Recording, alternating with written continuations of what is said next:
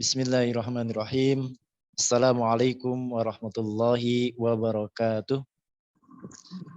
Alhamdulillahirabbil alamin wa bihi nasta'in ala mudidin waddin. Wassalatu wassalamu ala asrafil anbiya wal mursalin sayyidina wa maulana Muhammadin. Allahumma shalli wa sallim wa barik alaihi amma ba'du. Alhamdulillah, puji syukur kita kepada Allah Subhanahu wa taala yang sampai dengan pagi kali ini ya kita bisa bertemu kembali lagi di bulan Ramadan tentunya, Masya Allah ya. Di bulan yang penuh berkah, apalagi kemudian di hari Jumat. Mudah-mudahan doa-doa kita, harapan-harapan kita, ampunan kita, mudah-mudahan Allah kabulkan. Dan kita semua termasuk golongan orang-orang yang soleh dan yang selalu bersyukur kepada Allah Subhanahu wa ta'ala. Amin ya rabbal alamin. Salawat dan salam kita haturkan juga kepada junjungan kita baginda Nabi besar Muhammad Sallallahu Alaihi Wasallam yang mudah-mudahan salawat dan salam kita tersampaikan kepada beliau dan mudah-mudahan kita semua kelak di surganya Allah Subhanahu Wa Taala bertetangga dengan Rasulullah Sallallahu Alaihi Wasallam. Amin ya rabbal alamin. Baik, Bapak Ibu sekalian, jazakallah khair yang sudah hadir pada kesempatan pagi kali ini dengan membuka kameranya. Mudah-mudahan yang membuka kamera ini kami doakan mudah-mudahan selalu diberikan kesehatan oleh Allah Subhanahu wa taala, dimudahkan rezekinya, dilapangkan hatinya, keluarganya dijadikan keluarga yang sakinah mawaddah warahmah, dan tentunya kita mudah-mudahan mendapatkan maghfirah atau ampunan dari Allah Subhanahu wa taala. Amin ya rabbal alamin. Baik Bapak Ibu sekalian, seperti informasi yang telah kami sampaikan ya di grup maupun via Japri, insya Allah pada kesempatan pagi kali ini kita akan mengadakan kembali ya kajian rutin pekanan di Iskariman Properti Syariah. Alhamdulillah sudah tidak terasa sudah memasuki pekan ke-119, Masya Allah ya, di bulan Ramadan ini 1444 Hijriah. Dan tentunya Alhamdulillah yang kami tunggu-tunggu juga Ustadz Asep Supriyatna beberapa kali, Masya Allah ya, jadwal beliau sibuk dan Alhamdulillah pada kesempatan hari ini beliau ada kesempatan untuk bisa memberikan lagi, berjumpa dengan kita lagi, memberikan ilmunya, memberikan motivasinya kepada kita, yang insya Allah tentunya mudah-mudahan Ramadan ini lebih produktif dari mungkin hari-hari atau bulan-bulan sebelumnya gitu ya, sesuai dengan tema yaitu tentang agar Ramadan lebih produktif bersama guru kita yaitu Ustadz Asep Supriyatna. Baik, mungkin sebelum nanti kita mulai, kita buka terlebih dahulu dengan kajian pada kesempatan baik kali ini agar lebih berkah ya, dengan bersama-sama membaca basmalah. Bismillahirrahmanirrahim. Sebelum nanti kami persilahkan kepada guru kita, Ustadz Asep, mungkin tes sound terlebih dahulu. Assalamualaikum Ustadz.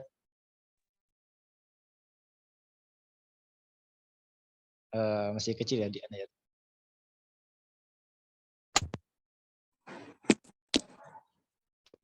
Bapak Ibu, responnya kira-kira suara Ustadz sudah dengar atau memang di saya aja nih yang belum terdengar?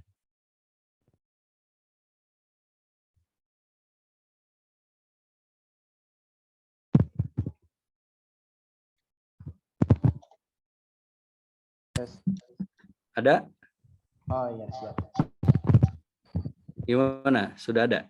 Alhamdulillah sudah ada, Ustadz. Oke, siap. Masya Allah, Alhamdulillah ya. Baik, Alhamdulillah Ustadz, gimana kabarnya di bulan Ramadan ini? Alhamdulillah sehat. Alhamdulillah sehat. Mudah-mudahan kita doakan ya guru kita mudah-mudahan selalu diberikan kesehatan oleh Allah Subhanahu wa taala. Amin, amin, amin. Makasih Ustaz Masuri. Ustadz, sekaligus ini sebagai prolog pembuka juga, biasanya di bulan Ramadan ini, aduh lemes Kang, capek Kang, takut batal gitu ya. Nanti aja lah kerjanya, nanti aja lah diurusinnya gitu ya. Apalagi kalau udah siang-siang. Nah, itu kadang menjadi alasan yang di tengah-tengah masyarakat, sebagian masyarakat menganggap bulan Ramadan itu bukan malah produktif, tapi malah aduh lemes gitu ya. Ujung-ujungnya nggak produktif gitu. Ujungnya cuma tidur aja gitu. Nah, insya Allah mungkin nanti akan dibahas pada kesempatan pagi ini kepada guru kita yaitu Ustadz Asep Supriyatna. Mungkin kami persilahkan Ustadz untuk bisa memberikan ilmunya kepada kita. Baik, terima kasih Ustaz Masuri, Bapak Ibu teman semuanya yang sudah hadir. Silahkan bagi yang sudah ready dan siap untuk menyimak kajian, boleh diaktifkan videonya biar kita jadi saling menatap, saling bertatap muka maksudnya, bermuajah.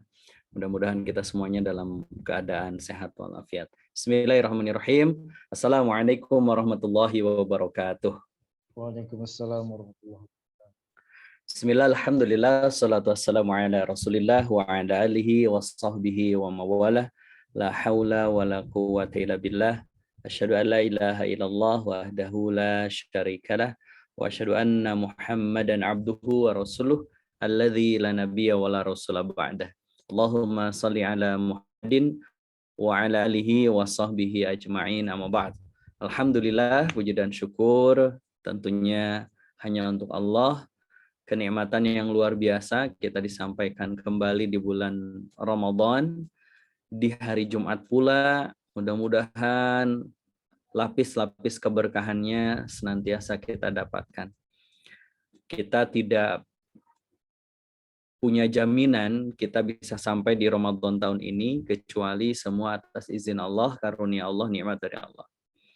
Mudah-mudahan Ramadan ini menjadi Ramadan yang lebih produktif sebagaimana judul kita di kesempatan pagi hari ini. Kita patut bersyukur karena kenapa? Karena tidak semua orang yang tahun lalu menikmati Ramadan, tahun ini menikmati lagi, tidak ada. Ada yang tidak menikmati tahun ini.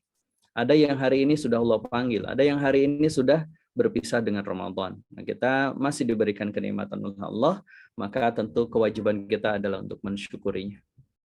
Salam dan salawat mudah-mudahan tetap terlimpah ruah kepada junjungan kita baginda Rasulullah Muhammad sallallahu alaihi wasallam, juga kepada keluarga, sahabat dan umat hingga akhir zaman. Baik Bapak Ibu, teman-teman semuanya yang dimuliakan oleh Allah, sebelum kita mulai, Ustaz Masturi, boleh dong diketik perasaan Anda pagi hari ini. Saya ingin tahu perasaannya sedang apa? Apakah sedang bahagia? Apakah sedang khawatir, apakah sedang apapun, silahkan diketik di kolom komentar, saya ingin tahu apa saja perasaan teman-teman semuanya. Ustaz Masuri perasaannya apa? Semangat, Masya Allah. Yang lain silahkan, saya ingin tahu perasaan apa yang sekarang Anda sedang rasakan. Bersyukur, oke. Semangat, bahagia, atau mungkin kesel, Ustaz gitu kan, lagi bete gitu kan. Lemes. Ini mau pagi-pagi udah lemes nih, gimana Pak Heru? Oke, baik. Happy, oke. Lapar, Allahu Akbar, itu kan. Pagi-pagi sudah lapar ya, bahagia, alhamdulillah. Nano Ustaz, waduh, alhamdulillah bersyukur karena bisa kumpul lengkap keluarga, amin, alhamdulillah. Yang lain silahkan. Ini belum ada 10 orang nih ya, dari 60 orang. Luar biasa, Masya Allah. Ada yang galau? Kenapa? Karena kata teman saya, meskipun cinta kita berlapis-lapis, tetap akan kalah oleh yang jadi komisaris. Karena kita kaum ekonomis yang kadang kalah oleh borjuis dan selebritis. Tetapi tetap kita nggak boleh pesimis. Karena pada ujungnya nanti wanita akan nyaman pada yang humoris. Ya Allah, sebentar lagi ada yang nulis quote nih di status nih. Oke, baik. Berdamai, bahagia, damai, sejahtera, alhamdulillah, luar biasa, Allahu Akbar. Ini pasti lulusan TPA ya. Sekolah Islam Terpadu. Jawabannya pasti alhamdulillah, luar biasa, Allahu Akbar. Baik, teman-teman semuanya, kenapa saya tanyakan ini? Karena mengawali hari itu akan berawal dari perasaan kita. Kalau kita mengawali waktu, mengawali hari dengan perasaan yang negatif, ya maka sepanjang hari itu akan berat untuk positif. Maka awalilah di awal hari itu dengan sesuatu yang positif. Bisa bahagia, bisa happy, bisa bersyukur, bisa luar biasa, bisa tetap semangat, bisa apa tadi lagi tuh, apa tadi, lapar mah jangan ya, masa pagi-pagi udah lapar ya, dan berbagai macam perasaan ya, yang penting positif. Baik, insya Allah pada kesempatan pagi hari ini Ustaz Masturi kita akan membahas tentang menjadikan Ramadan itu menjadi lebih produktif ya, lebih produktif, dan tentunya bagi kita mudah-mudahan ini menjadi Ramadan harus ada niat ya, harus ada niat ketika Allah menganugerahkan kita kepada bulan Ramadan, maka kita harus berazam, harus kita berniat bahwa ini adalah Ramadan terbaikku. Jangan sampai seperti yang digambarkan oleh Nabi, betapa banyak orang yang berpuasa hanya dapat lapar dan dahaganya saja, tetapi tidak mendapatkan apa-apa. Oke, agar Ramadan makin produktif. Coba kalau misalkan kita mendengar kata Ramadan, bulan Ramadan, apa yang terlintas di benak kita ketika mendengar kata Ramadan selain puasa dan tarawih? Apa coba? Yang terlintas di benak Bapak Ibu teman-teman semuanya ketika mendengar kata Ramadan. Kalau teman saya Maher Zain, kenapa? Ramadan, Ramadan. Apa yang terlintas di pikiran Bapak Ibu sekalian ketika mendengar kata Ramadan? Woi, takjil. Wah, tepat sekali ya, Mas Rudianto. Kok tahu sih? Ya, apalagi selain tarawih ya, Mas Heru. Selain tarawih, Pak Heru ya. Bulan Al-Qur'an, bonus. Wah, ya. Amin, mudah-mudahan tahun ini bonusnya besar ya. Amin. Bulan apa lagi yang kita bayangin aja, yang kita terlintas seketika ketika mendengar kata Ramadan? Apa? Upgrade amal. Oke, THR. Wah, itu saya banget ya. Saya udah berapa tahun berarti nggak dapat THR ya. Dari tahun 2014 mungkin ya, Mas Suri ya. Jadi sudah hampir 8 tahun ya, hampir 8 tahun saya nggak dapat THR. Saya menunggu THR dari Ustaz Masturi aja lah. Gitu. Pahala dilipat gandakan, tadarus Quran, ngabuburit. Oke, baik. Teman-teman semuanya, ketika mendengar kata Ramadan, tidak akan jauh berbeda sebenarnya ya. Bahwa yang pertama, sering ketika kita mendengar kata Ramadan, yang terlintas pertama kali itu adalah takjil. Jajanan untuk berbuka. Dan kemarin saya perjalanan dari Sukabumi di hari pertama Ramadan itu, benar di sepanjang jalan itu ya Allah gitu kan, antara Sukabumi Bogor itu nggak tahu ya beratus-ratus atau beribu-ribu gitu kan, itu jajanan takjil udah mulai itu dari jam 4 itu sudah ramai gitu. Di beberapa persimpangan sudah ramai, di beberapa warung sudah ramai, dan salah satu menu takjil yang paling favorit apa Ustaz Mansuri di Indonesia? Ada yang tahu nggak? Gorengan ya. Coba sudahlah goreng gitu kan buat tubuh kita gitu kan, maksudnya nggak bagus gitu kan, tapi itu menjadi menu favorit gitu kan. Kalau nggak bakwan, apa tuh nama itu, kroket, nah yang di dalamnya ada bihunnya itu kan, kasih sambal kacang. Kalau di Bogor ada mie rodot, nah gitu kan. Kalau di Sukabumi namanya mie leor kan, gitu. Itu menjadi menu favorit dan itu yang sering terlintas di pikiran kita ketika mendengar kata Ramadan. Selain itu apa? Ada lontongnya juga ya. Bukanya pakai lontong, nanti setelah maghrib makan nasi. Oh, lengkap sudah ya. Yang ketiga, itu biasanya nggak jauh berbeda dengan perasaan bahwa ya macet. Kenapa? Karena biasanya menjelang berbuka itu di jalanan itu begitu padat macet. Dan yang ketiga biasanya kenapa apa yang terlintas di pikiran kita ketika mendengar kata Ramadan tidak jauh dan tidak lepas dari ini. Makanya banyak di antara kita yang jam kerjanya dikurangin, gitu kan? Kenapa Pak? Ramadan, gitu kan? Pulangnya lebih awal, lebih cepat. Kenapa? Ramadan. Dikit-dikit tidur, kenapa? Ramadan. Puasanya orang up, tidurnya orang yang berpuasa, ibadah, dan lain sebagainya. Padahal teman-teman semuanya kita harus yakini bahwa Ramadan itu ibarat kampus, ibarat lembaga pelatihan, ibarat sebuah sekolah, yang dimana yang namanya sekolah atau kampus pasti hanya akan memiliki 2 lulusan, satu yang sukses berhasil dan yang kedua yang gagal. Siapakah yang berhasil? Ya tentu yang nilainya baik gitu kan, yang sudah lewat KKM, yang bisa mengerjakan tugas-tugasnya. Sementara yang gagal bisa jadi diluluskan atau di-DO-kan, dipaksa lulus. Sama itu lulusan juga. Nah, Ramadan juga begitu. Makanya Nabi SAW suatu ketika pernah turun dari mimbarnya lalu mengatakan amin, amin, amin selama 3 kali. Lalu para sahabat bertanya, aman ya Rasulullah. Wahai Rasulullah, apa yang kau aminkan? Sementara di antara kami tidak ada yang sedang berdoa. Maka Nabi bersabda, Ja'ani Jibril. Barusan Jibril datang. Lalu Jibril berkata, bu'dan, celaka. Dalam di riwayat yang lain dengan redaksi yang lain. Tapi maknanya mirip. Celaka, rugi. Siapa? Liman adraka Ramadan. Barang siapa yang datang kepadanya bulan Ramadan. Ingat tuh, yang mendatangi Kita yang mendatangi Ramadan atau Ramadan yang mendatangi kita? Kita yang mendatangi Ramadan atau Ramadan mendatangi kita?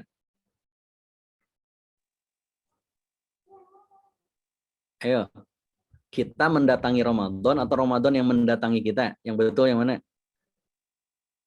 Ramadan mendatangi kita. Ramadan mendatangi kita. Ja'ani Jibril bu'dan liman adraka Ramadan. Barang siapa yang datang kepadanya bulan Ramadan. Kenapa? Karena Anda masih ada atau tidak ada, Anda masih hidup atau tidak, Anda dimanapun berada, Ramadan tetap datang. Cuma persoalannya ada yang kita saat Ramadan itu datang menghampiri kita, kita beruntung atau rugi. Celaka atau tidak. Makanya malaikat Jibril berkata, bu'dan, celaka bagi siapa? Liman adraka Ramadan. Bagi siapa saja yang datang kepadanya bulan Ramadan, falam yughfar lahu. Tetapi Ramadan tadi yang datang ke dalam hidupnya, Ramadan tadi yang datang kepada hari-harinya, itu tidak menjadikan Ramadan itu menghapuskan dosa-dosa dia. Maka Nabi mengatakan, amin.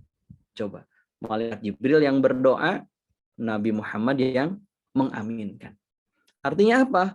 Ramadannya boleh sama, gitu loh. Tapi bisa jadi nilai kita di dalam Ramadan itu beda-beda. Beda-beda.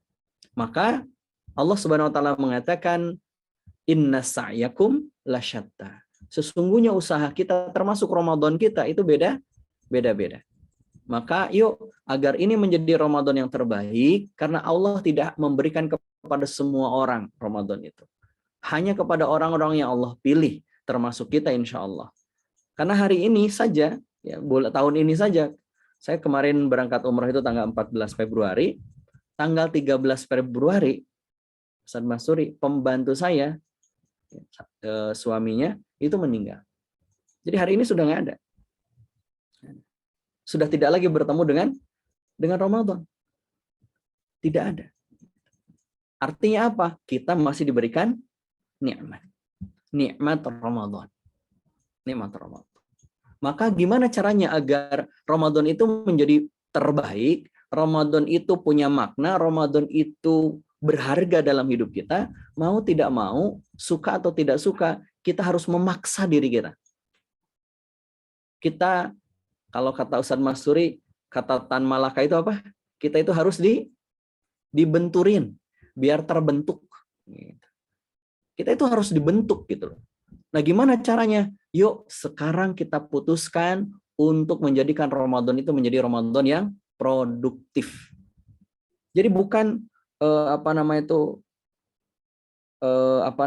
bukan hanya sekedar kita masuk puasa gitu kan. Bukan, tapi ini harus menjadi Ramadan yang terbaik. Dengan apa? Produktivitas. Kenapa? Karena memang sejatinya Ramadan itu adalah bulan produktif. Di kita aja ya Ustaz Masuri, Ramadan itu kayak Ramadan bulan malas-malesan, tidur-tiduran gitu. Bukan. Yuk, mari kita perhatikan satu persatu. Teman-teman semuanya yang dimuliakan oleh Allah. Yang pertama, Ramadan itu adalah bulan perubahan. Makanya tidak ada saat di mana kita memasuki bulan Ramadan kita nggak berubah. Nggak boleh gitu. Justru ketika datang bulan Ramadan itulah saat-saat terbaik untuk kita bisa berubah.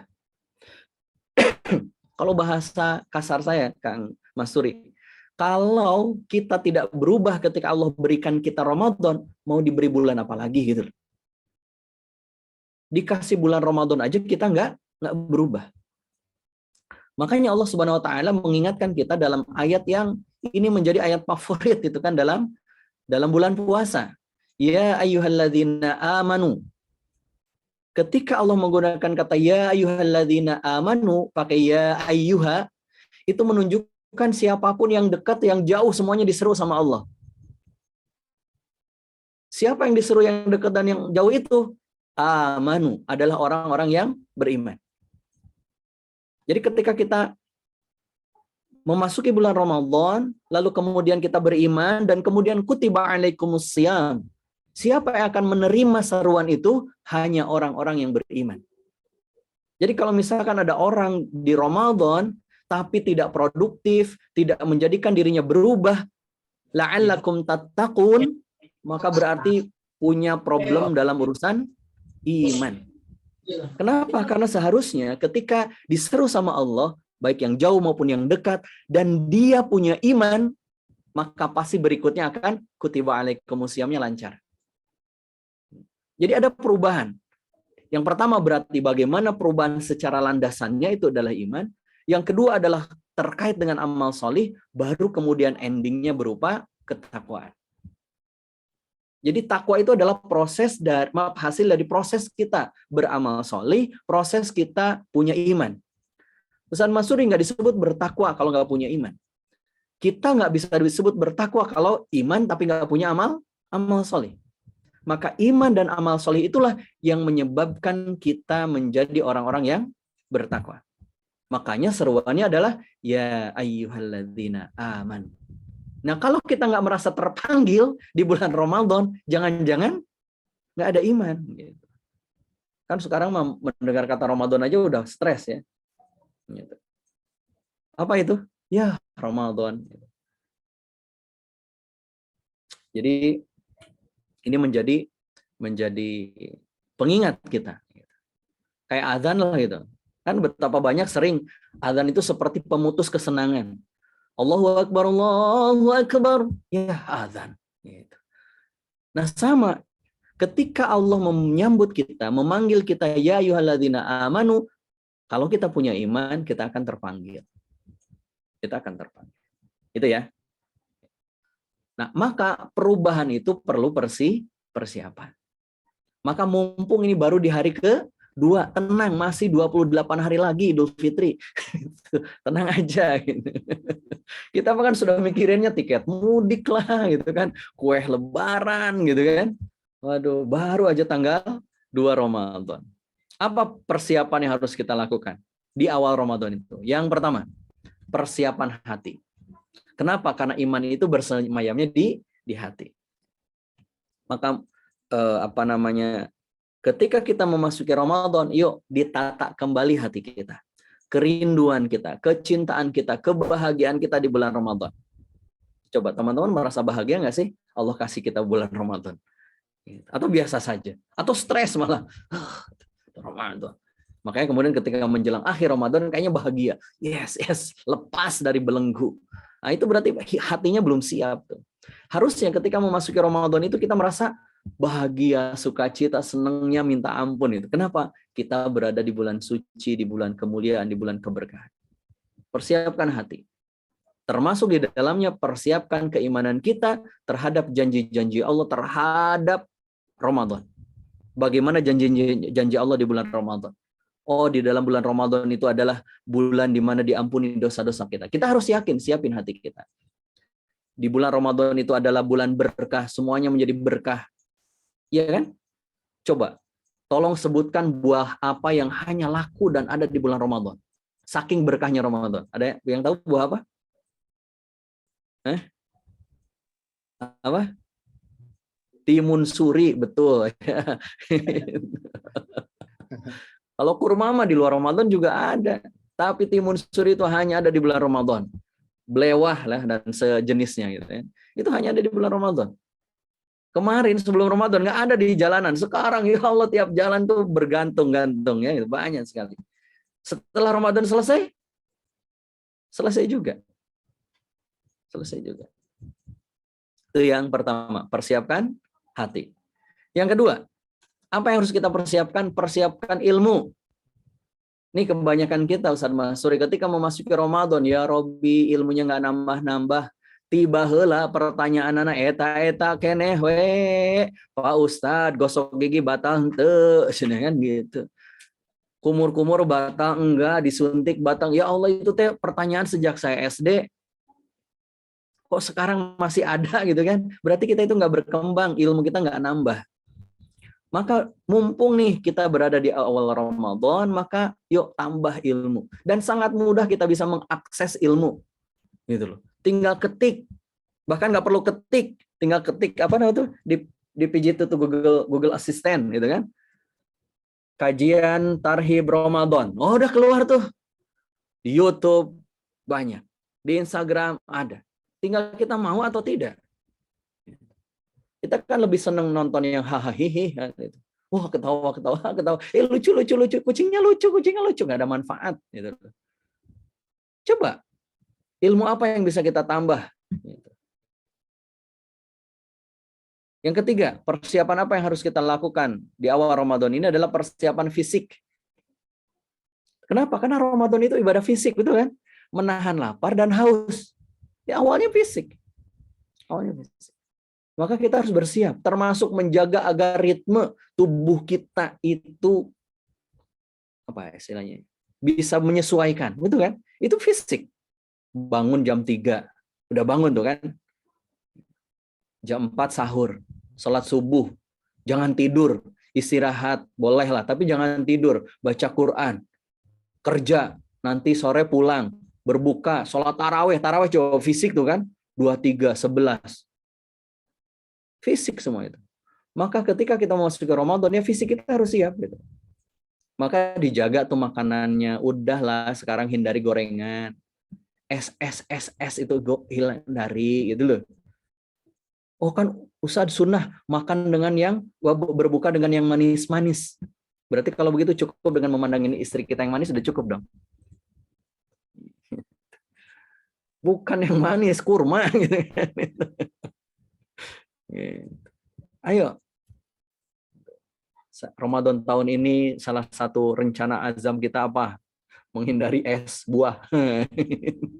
Kalau mau buahnya aja, gitu. Nggak usah pakai es lah. Gitu. Ingat ya Pak Eka, ya, usia. Persiapkan apa lagi selain fisik ketika Ramadan ini biar produktif? Karena begini loh, coba. Sakit aja di Ramadan, udah tuh nggak produktif. Jangankan sakit ini, saya aja misalnya asam urat saya kambuh aja, aduh ya Allah sakit banget gitu kan. Udah selesai. Yang keempat, persiapan makna. Ingat teman-teman semuanya, kita puasa Ramadan itu fisik, tapi endingnya tujuannya non fisik. La'allakum tattaqun. Artinya apa? Kalau kita nggak bisa memaknai perjalanan ibadah Ramadan, maka nggak jadi takun. Maka ketika kita berpuasa harusnya kita bisa merasakan gitu. Maknanya apa? Menahan lapar ini maknanya apa? Gitu. Pemaknaan yang fisik gitu, yang harus muncul dalam ibadah kita. Kenapa kita sering nggak khusyuk sholatnya? Karena nggak ada pemaknaan. Kenapa kita sering nggak khusyuk baca Qurannya? Karena nggak dimaknai. Padahal kalau kita maknai sholat kita, bacaan Quran kita, puasa kita, itu banyak pemaknaan yang bisa membuat kita terus berubah. Yang berikutnya, persiapan apa lagi? Tentunya persiapan rencana. Jangan sampai Ramadan tanpa rencana. Ayo direncanakan. Baca Quran, khotam berapa kali, gitu. Tarawih, sedekah, direncanakan. Oke, itu ya. Yang pertama, jadi perubahan. Maka kalau misalkan kita masuk Ramadan tapi nggak berubah-berubah, kalau bahasanya Pak Bagio terlalu, gitu. Harus benar-benar ya berubah. Yang kedua, Ramadan itu selain bulan perubahan adalah bulan ibadah. Kenapa keberkahan bulan Ramadan seperti yang digambarkan oleh Nabi? Bulan Ramadan itu setan-setan dibelenggu, pintu-pintu neraka ditutup, pintu-pintu surga dibuka lebar. Artinya apa? Kesempatan kita untuk beribadah itu terbuka lebar. Jadi kalau kita di Ramadan, malas ibadahnya, komo engke keluar Ramadan, udah pasti lebih malas lagi. Mumpung di Ramadan. Kalau bahasanya Ustadz Masturi, gaskeun gitu loh. Iya kan? Betul kan? Mumpung Gaspol. Ramadan, gaspol. Nah, betul, gaspol. Dakwah, ngaji, gaspol. Nah, gitu. Nggak ada ceritanya kita masuk Ramadan malas-malesan, nggak produktif.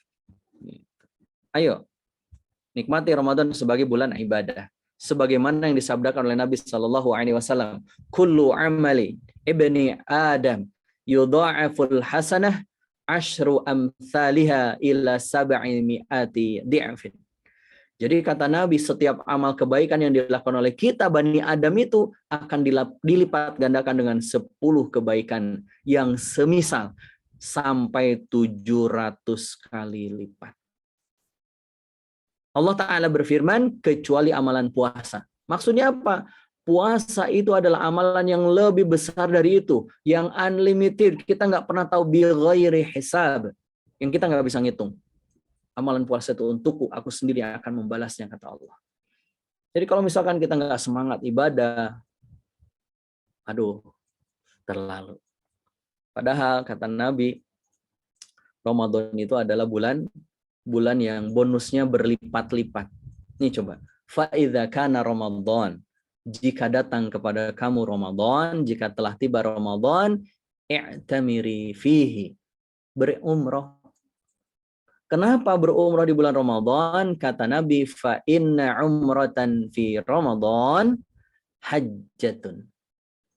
Umrohnya kita di bulan Ramadan itu Allah balas atau senilai dengan haji. Saya juga pingin Ramadan tahun depan bisa umroh. Harusnya Ramadan tahun 2020 itu saya umroh. Qadar Allah, pandemi. Tahun ini juga harusnya akhir Sya'ban menjelang awal Ramadan saya juga umroh. Qadarullah, sayanya nggak bisa. Kemarin dari travel bilang, Kang Asep, Ustaz Asep bisa nggak berangkat? Saya pingin banget, tapi gimana nih jadwal-jadwal saya?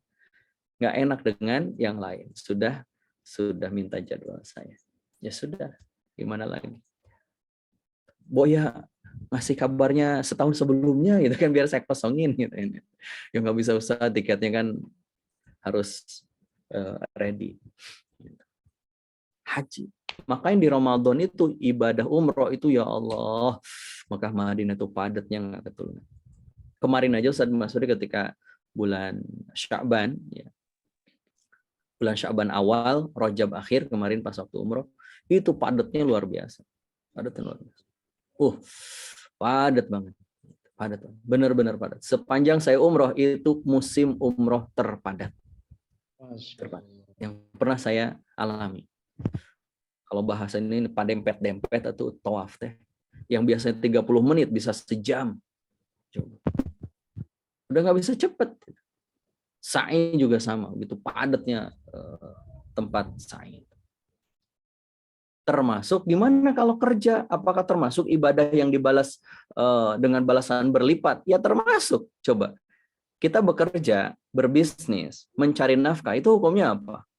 Wajib kan? Kalau yang ibu-ibu, ngubah. Kalaupun niatnya baik, maka menjadi sunnah.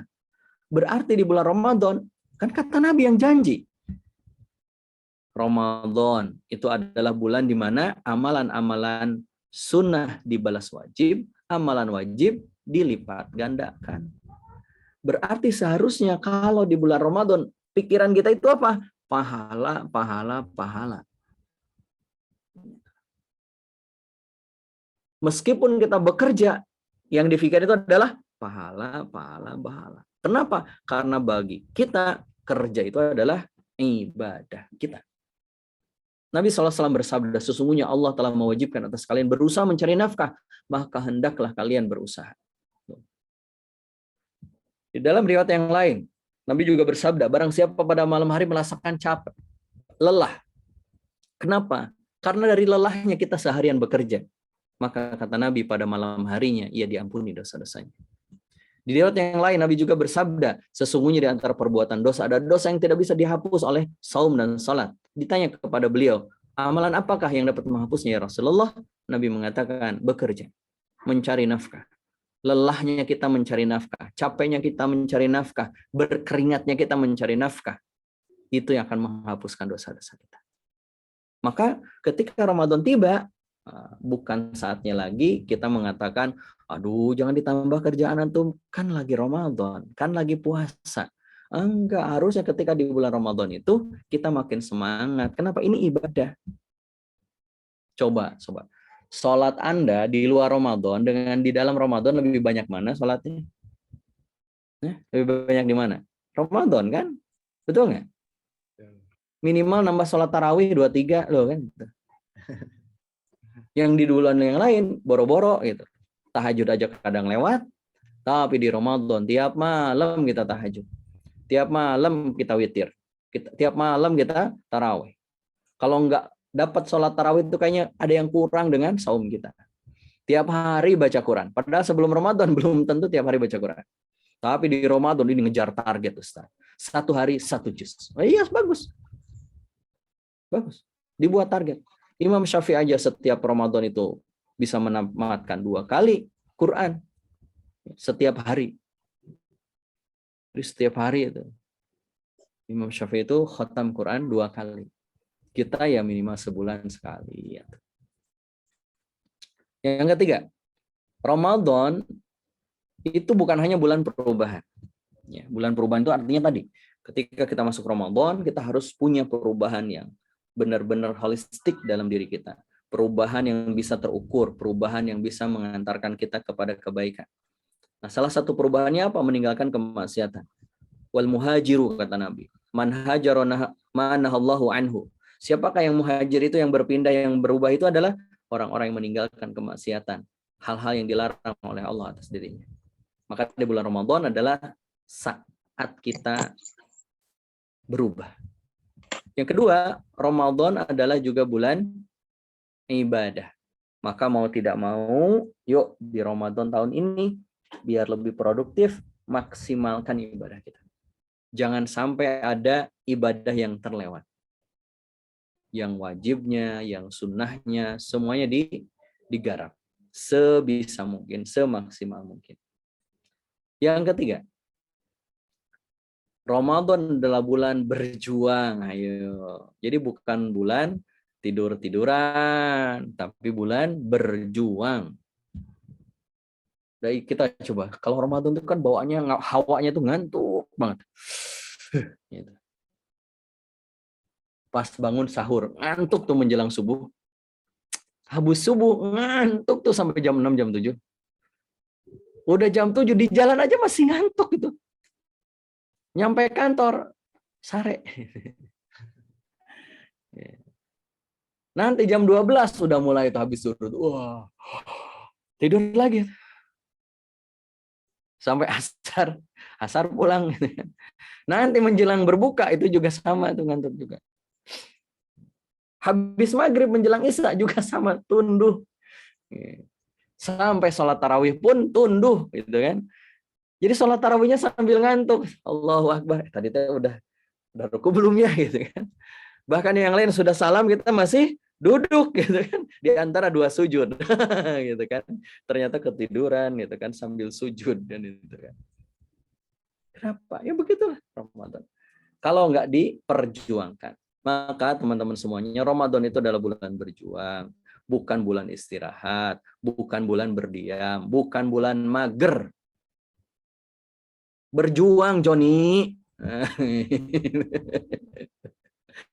Harus berjuang. Kita harus berjuang.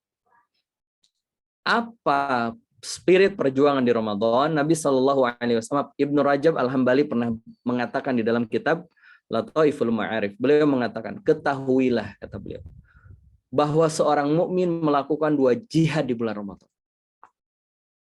2 perjuangan. 1, jihad pertama adalah jihad pada diri sendiri di siang hari dengan berpuasa. Menahan makan, menahan minum, menahan syahwat. Itu jihad yang luar biasa. Ini perjuangan yang luar biasa, kata Imam Ibnu Rajab. Sedangkan jihad yang kedua adalah jihad di malam hari dengan sholat malam. Betul kan? Siang tunduh buat puasa, lapar buat puasa, banyak godaan maksiat.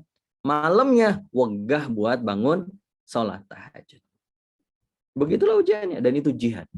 Siapa yang melakukan 2 jihad dan menunaikan hak-hak berkaitan dengan keduanya, ia terus bersabar melakukannya, ingat tuh, maka ia akan diberikan oleh Allah pahala tanpa batas, bi ghairi hisab. Tapi syaratnya apa? Berjuang. Syaratnya bukan rebahan, tapi berjuang. Ini perjuangan. Ini kajian aja sambil gini, makanya off cam.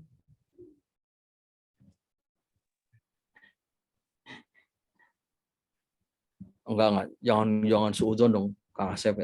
Oh iya, maaf.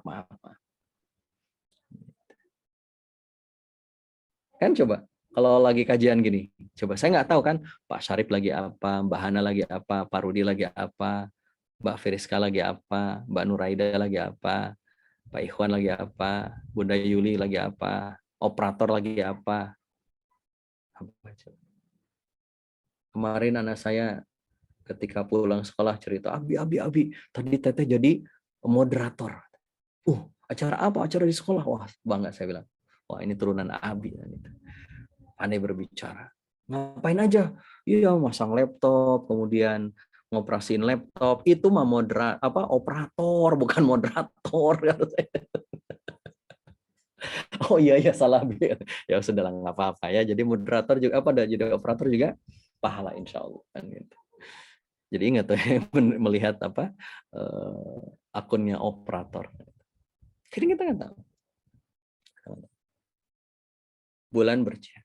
Makanya di Ramadan itu, karena bulan ini adalah bulan yang istimewa, bulan yang sangat luar biasa, maka seharusnya ketika bulan Ramadan itu kita memaksimalkan ibadah kita. Coba, peristiwa-peristiwa penting di bulan Ramadan. 1, Perang Badar. Coba loh. Nabi itu berperang, para sahabat itu berperang. Memang betul boleh berbuka, tapi sebagian mereka juga berpuasa gitu. Coba Pak Irawadi berperang di tengah terik matahari bulan puasa. Ayo coba. Boro-boro di tengah terik berperang gitu kan, baru nyangkul aja di sawah jam 11 sudah haheho itu aduh puasa cenah.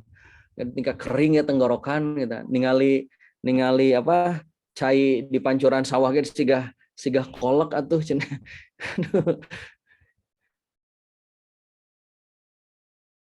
Nggak ada apa-apanya kita itu. Perjalanan kita ke kantor naik motor, apalagi nebeng sambil nundutan jeduk gitu kan kena helm temennya. Nggak jalan kaki kan? Coba jalan kaki. Saya kebayang tuh pas ke Iskarim Aman gitu kan. Coba kebayang ya kalau jalan kaki ya dari sini ke mana? Jonggol. Naik mobil aja 3 jam saya bilang. Apalagi jalan kaki ya berapa hari. Kita kan enak gitu. Pakai kendaraan nebeng sama teman, wah ber-AC gitu. Angin cepoi-cepoi itu kan simliwir itu lah, akhirnya kemudian tertidur gitu kan. Kerek gitu kan. Enggak. Nabi SAW berperang di bulan Ramadan. Bukannya perang Badar, perang apa lagi yang terjadi bulan Ramadan? Ayo, ada yang tahu? Perang? Ya, betul. Pembebasan kota Makkah. Itu terjadi di bulan Ramadan. Coba, jarak dari Madinah ke Mekah pakai kereta 2,5 jam, pakai bis 5-6 jam.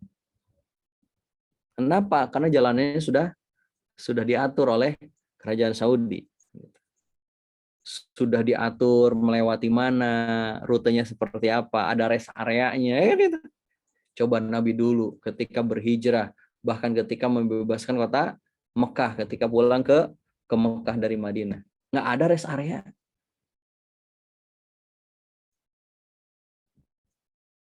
Jalan kaki. Paling berdua dengan sahabatnya, pakai unta bergantian. Nggak ada apa-apanya gitu. Tidak hanya Fathul Makkah, perang Tabuk juga terjadi pada bulan Ramadan. Di perang Tabuk itu para sahabat udah berangkat ke sana jauh-jauh di tengah terik matahari, perjalanan yang begitu panjang menghadapi pasukan yang besar karena pasukan kaum muslimin kan saat itu sekitar berapa? 10.000 melawan 30.000 atau berapa saya lupa. Tapi nggak imbang. Sudah sampai Tabuk, Said Masuri nggak jadi perangnya. Romawi kabur sebelum berperang. Coba, udah jauh berhari-hari jalan nyampe sana nggak jadi perang. Jauh gimana perasaan Anda?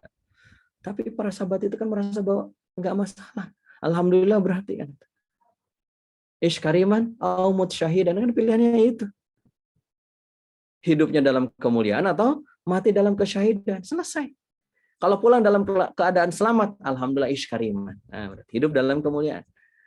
Kalau pulang dalam kondisi sudah jadi mayat, ya mudah-mudahan jadi apa?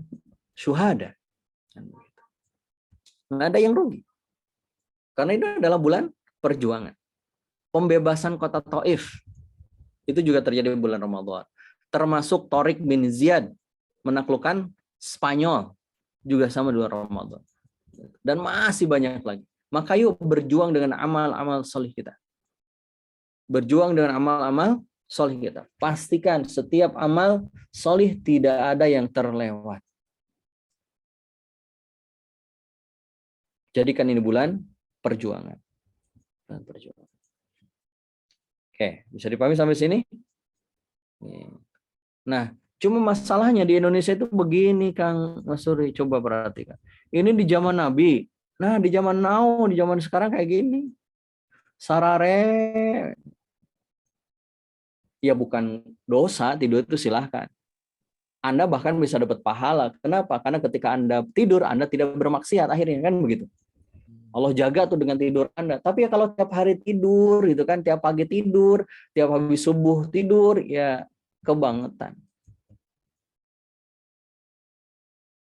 Sudah saatnya kita berjuang. Kalau sebelumnya misalkan kita tiduran saat jam istirahat, nah sekarang udah saatnya tidak lagi begitu. Lebih produktif lagi. Amalan apa yang bisa kita lakukan? Jadi pastikan ini menjadi kebaikan buat kita. Karena ini adalah bulan perjuangan. Kalau sedekah juga begitu. Kalau dulu mah ditutupin, Ustaz Mas Suri, kenapa ditutupin? Bukan apa namanya itu, bukan apa, tangan kanan memberi, tangan kiri nggak mau lihat gitu. Tapi karena kecil gitu.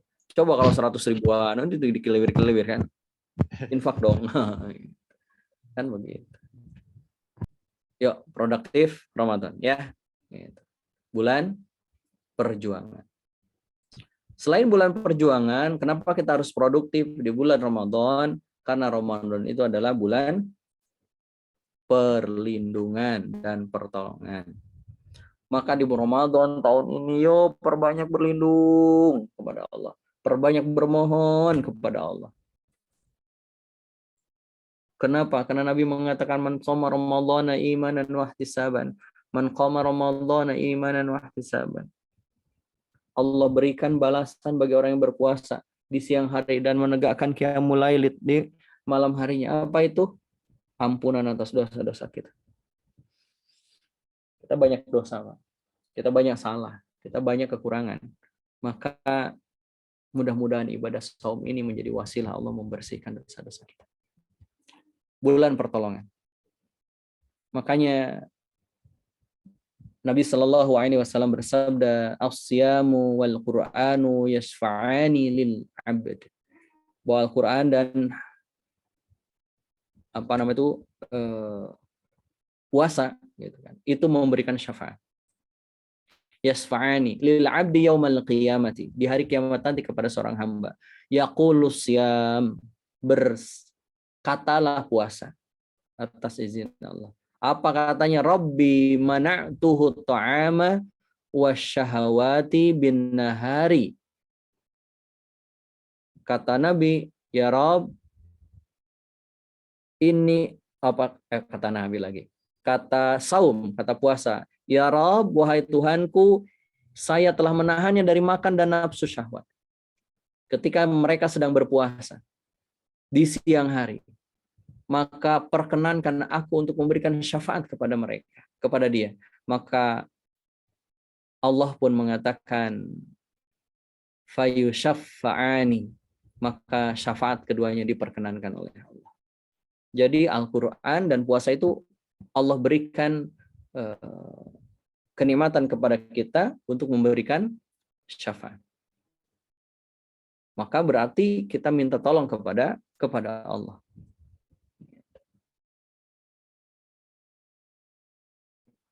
Nabi Shallallahu Alaihi Wasallam bersabda, "Salasatun la turaddu da'watuhum as-shaim hatta yuftira wal imamul adil wa da'watul mazlumi.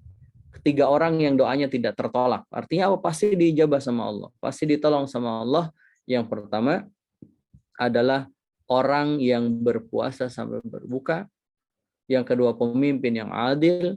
Dan yang ketiga orang yang dizolimi.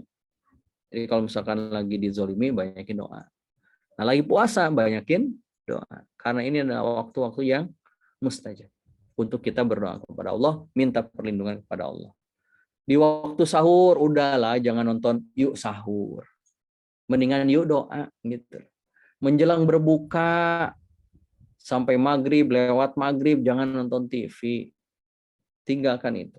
Mendingan lebih produktif dengan amal soleh kita. Dan tentunya inilah 4 hal yang harus kita ingat, bahwasannya Ramadan adalah bulan perubahan, sehingga kita harus mencanangkan perubahan. Ramadan adalah bulan ibadah, maka maksimalin ibadahnya. Yang ketiga, Ramadan adalah bulan perjuangan, maka jadikan apapun yang kita lakukan selama itu halal, insya Allah itu penuh perjuangan. Dan yang terakhir adalah bulan pertolongan. Mudah-mudahan Allah menolong kita sebagaimana Ramadan dan Al-Quran akan memberikan syafaat kepada orang-orang tertentu. Yang mudah-mudahan itu semua juga termasuk kita. Allah a'lam bishawab. Terima kasih Ustaz Mansuri dan teman-teman semuanya. Saya serahkan lagi kepada moderator. Assalamualaikum warahmatullahi wabarakatuh. Waalaikumsalam warahmatullahi wabarakatuh. Masya Allah ya, luar biasa ya, 4 hal ini yang menjadi harusnya pegangan buat kita ya. Di bulan Ramadan ini harus kemudian lebih produktif lagi, karena memang bulan Ramadan sebagaimana disampaikan kepada guru kita ya tadi, dari guru kita, bulan perubahan, bulan ibadah, bulan perjuangan, dan juga bulan pertolongan Allah. Dan ngomong-ngomong tentang pertolongan Allah ya, Masya Allah, luar biasa ya. Di sini mungkin masih banyak yang hatinya sedang gundah gulana gitu ya, dengan masih terbelit dengan urusan-urusan ekonomi dan sebagainya, apalagi mungkin tentang riba nih Ustaz, yang masih kemudian di bulan Ramadan ini masih kepikiran tentang riba. Nah, di sini juga ada pertanyaan dari Pak Rudiantoro mungkin Ustaz ya. Apakah orang yang punya utang riba ini juga termasuk orang yang dizolimi Ustaz? Sama rentenirnya. Ya, dia bukan dizolimi, dia meminta orang untuk menzolimi. Kenapa? Karena ketika dia meminjam, itu apa dipaksa sama rentenir untuk minjam sama dia? Dipaksa nggak? Enggak sih. Enggak kan? Kemauan sendiri malah. Kemauan sendiri, dia memilih sendiri di situ. Nanti kalau begitu, Ustaz, itu kalau yang berzina apakah dipaksa dia bermaksiat? Ya, itu pilihan dia. Maka dia harus menanggung resiko itu. Gitu. Yang dizolimi itu adalah orang-orang yang diambil hak dia. Gitu. Misalkan terzolimi itu harusnya kita itu mendapatkan pendidikan murah gratis, kesehatan murah gratis. Kita nggak dikasih, itu dizolimi kita itu. Maka banyak berdoa. Jadi kalau kita melihat, ya Allah kok sekolah ini mahal, nah itu lagi dizolimi itu. Gitu loh. Maka minta sama Allah. Ustaz Mansuri gitu kan,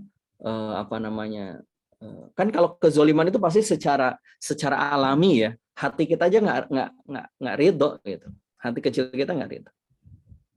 Ustaz Mansuri lagi di masjid, tiba-tiba sendalnya ada diambil orang. Nah, orang yang ngambil sendal Ustaznya Mansuri itu zolim gitu.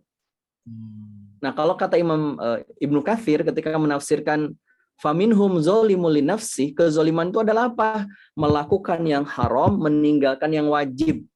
Jadi kalau kita ngambil riba ke rentenir, laku kita seperti dizolimi oleh rentenir, karena memang dari awal kita sudah zolim gitu loh. Ya, segeralah keluar dari lingkaran itu. Nah, di sini di depan masjid, di depan gang saya itu rumah ada tuh kemarin Pak RT dan Pak RW bikin poster. Bank keliling dan rentenir dilarang masuk wilayah ini. Oh.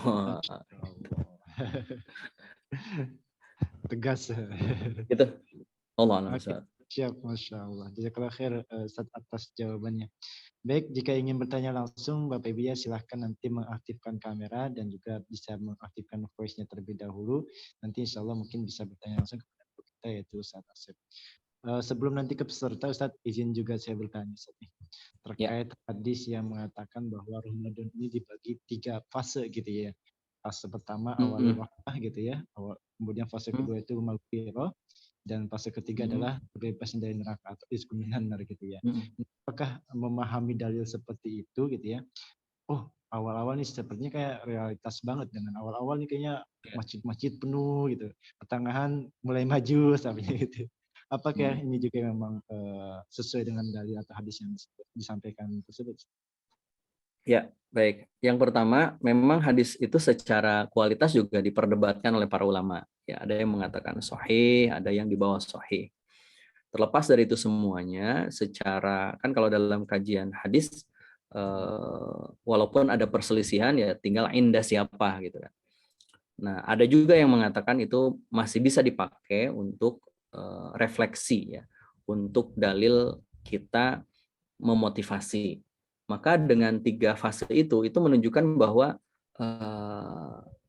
makin ke ujung, gitu kan, perjuangan Ramadan itu makin tidak mudah, gitu, tidak mudah. Makanya biasanya kan kita itu semangat di awal, nanti semakin ke tengah semakin surut, semakin akhir semakin surut tuh, gitu. Ya tentu kita jangan sampai menjadi orang yang surut gitu loh. Kita harus menjadi orang yang semangat. Jadi kalau ada 1000 orang yang semangat, itulah saya salah satunya. Di antara ternyata hanya tinggal 100, salah satunya saya. Ternyata tinggal 10, itu salah satunya saya. Dari 10 ternyata tinggal 1, yang 1 itu saya. Kan gitu loh. Jadi harus kita gitu, bukan kalau orang lain gitu kan bisa bersemangat sampai akhir Ramadan, ya biarin aja gitu kan dia gitu. Kalau bisa, saya mah nggak bisa Pak gitu. Ya nggak begitu gitu kan. Kita harus juga bisa. Gitu. Kan semua tinggal kembali ke niat, kembali kepada kesungguhan kita. Insya Allah kok bisa. Insya Allah bisa. Gitu ya.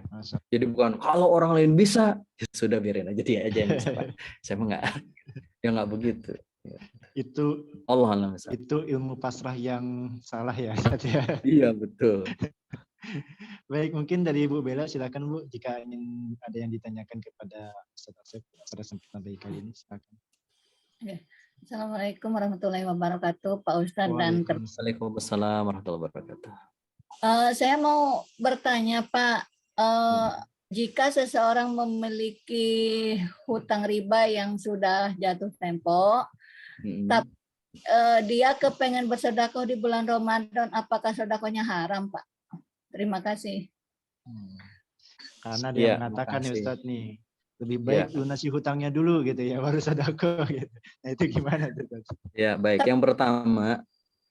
Tapi sedekahnya nggak banyak, misalkan cuma 20.000 atau 10.000, itu bagaimana Pak? Apakah sedekahnya haram, besar atau kecil? Baik, makasih. Yang diharamkan untuk sedekah itu yang harta haramnya. Jadi kalau misalkan kita bersedekah, ya tetap dinilai sebagai sedekah, asal yang kita sedekahkan itu adalah harta yang halal.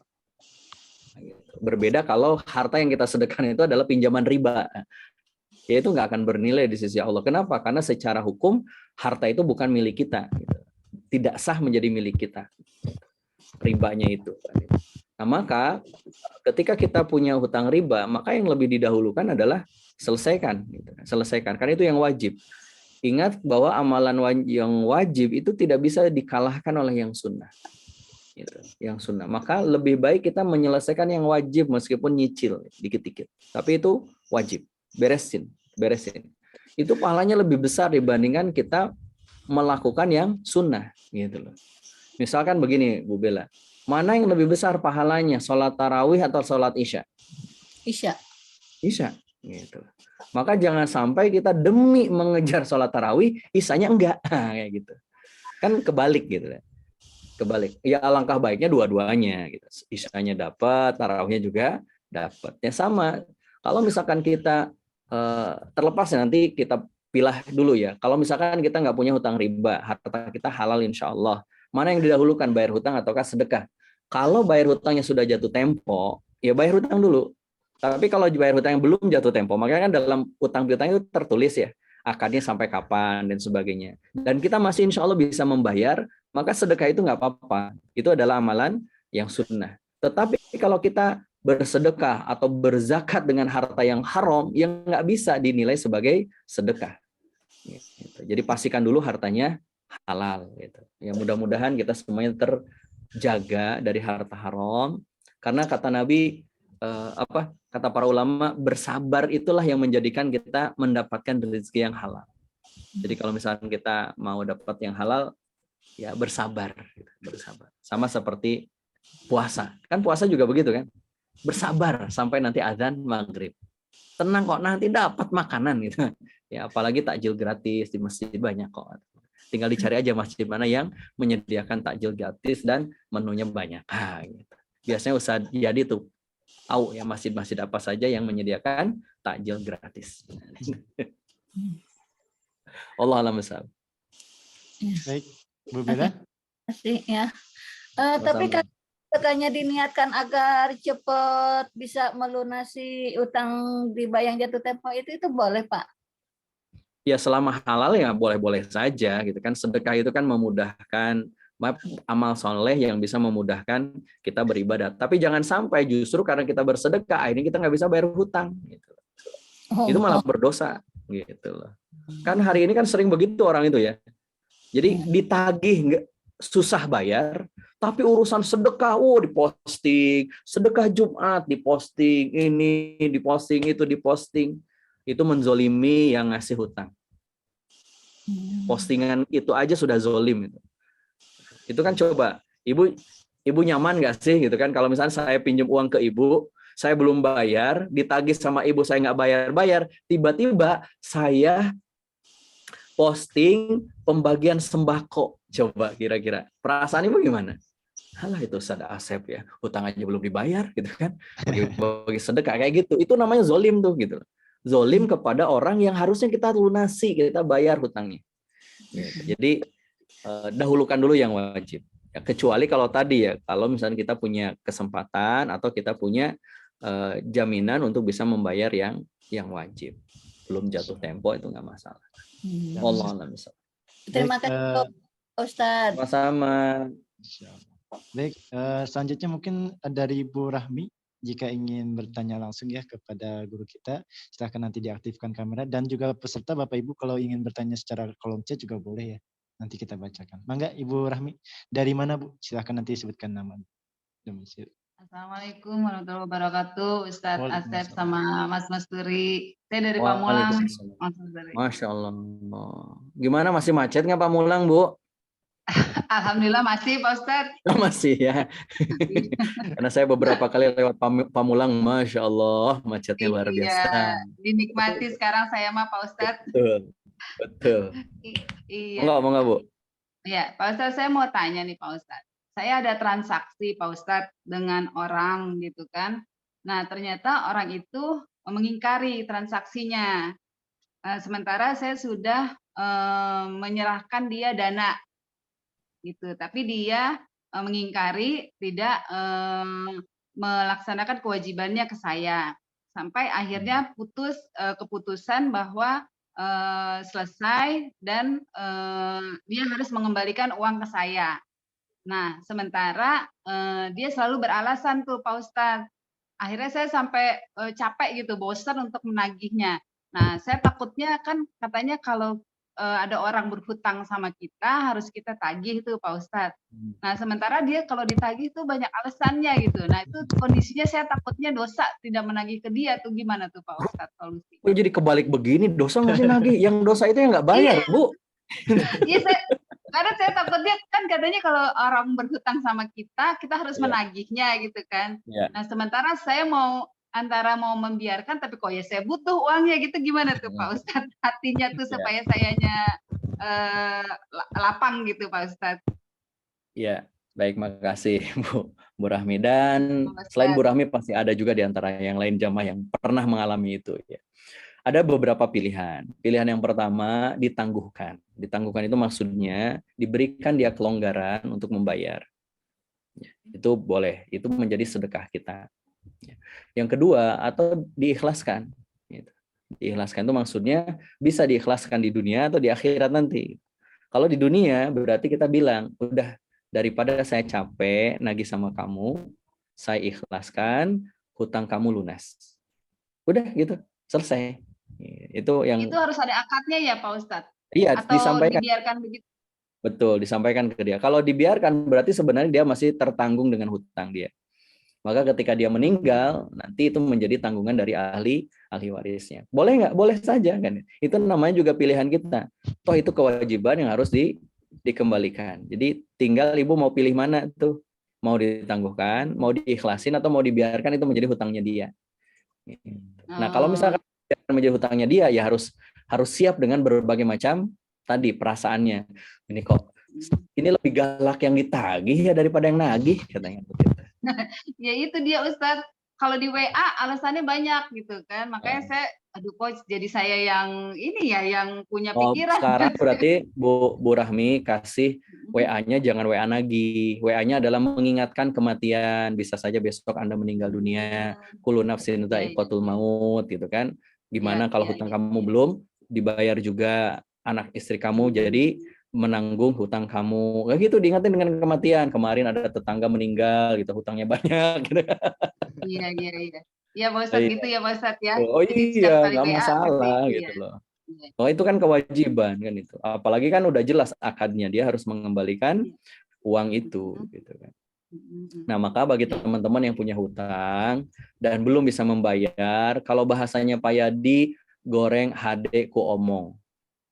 Maksudnya apa? Punya atau tidak punya, ngomong gitu loh. Ngomong sama yang memberi hutang sama kita. Bilang minta maaf, kita belum bisa mengembalikan. Minta maaf kita belum punya uang. Minta maaf misalkan boleh nggak dicicil sebulan 1.000 gitu. Loh kalau misalkan ada niat baik kan begitu. Ya sudah nggak apa-apa gitu. Jadi kita juga menjadi benar-benar berlepas dari kewajiban. Kenapa? Karena kita sedang berjuang mengembalikan kewajiban dari kita yang menjadi hak bagi orang lain. Wallahu a'lam bishawab. Baik. Ya Pak Ustadz. Terima kasih banyak pencerahannya Pak Ustadz. Baik, Ustadz, mungkin ini ada satu lagi yang ada di chat, pertanyaannya dari Bunda Yuli ya. Sebenarnya nanti akan ada kajian tersendiri, tapi mungkin sepil dikit boleh Ustadz. Mohon tips agar bisa mendapat keberkahan di malam Lailatul Qadar. Gimana caranya Ustadz? Ya, perbanyak amal solih, luruskan niat itu aja. Gitu. Minta sama Allah, banyakin amal solih. Pokoknya gitu aja. Karena kita nggak tahu Allah rahasiakan Lailatul Qadar itu kapan.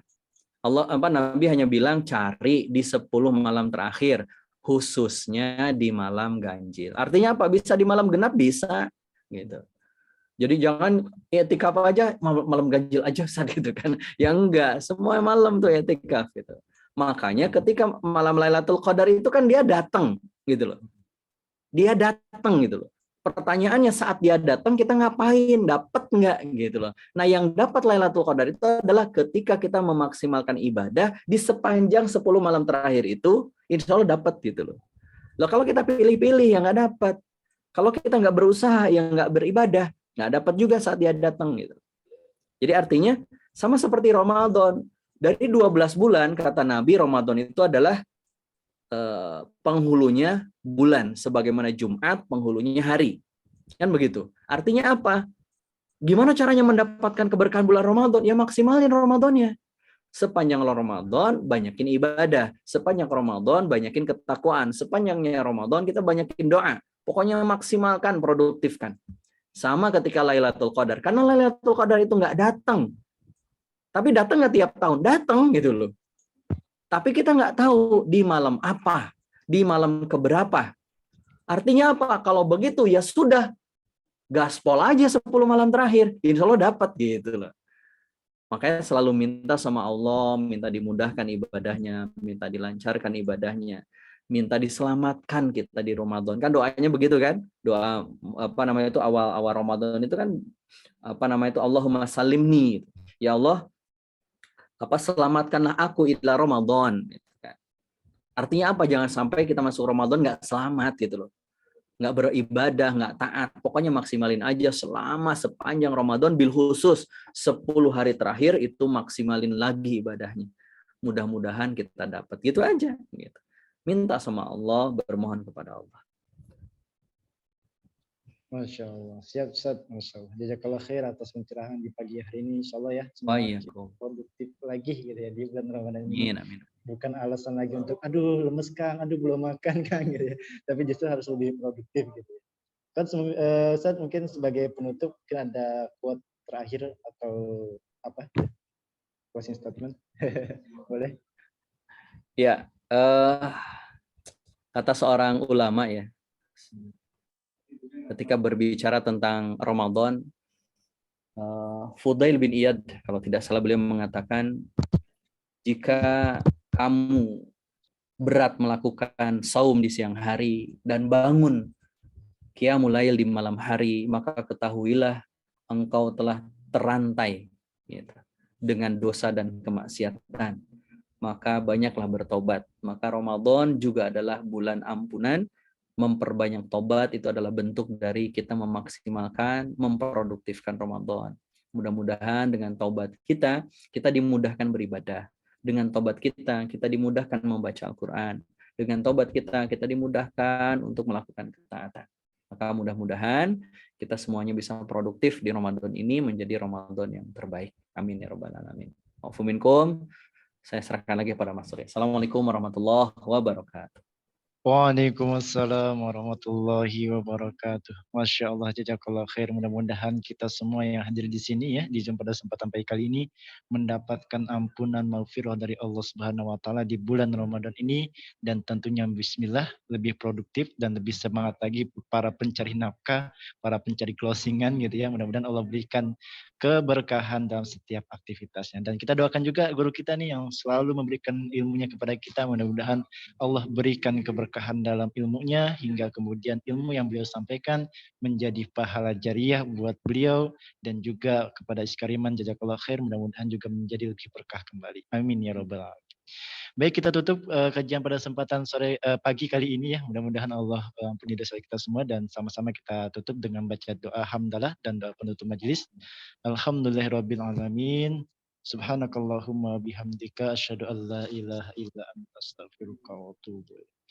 Jazakallah khair Ustaz atas ilmu dan semangat pagi hari ini. Assalamualaikum warahmatullahi wabarakatuh. Waalaikumsalam warahmatullahi wabarakatuh.